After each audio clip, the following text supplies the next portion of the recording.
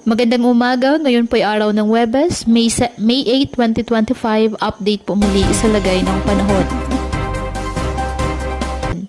Ayon sa pag-asa, nalusaw na po o nag-dissipate ang isang sa dalawang low pressure area na nasa loob ng ating Philippine Area of Responsibility.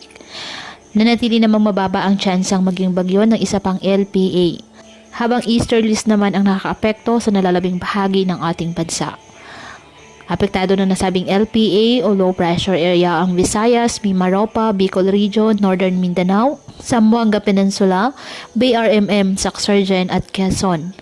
Ang Metro Manila at nalalabing bahagi ng ating bansa ay apektado po ng easterlies.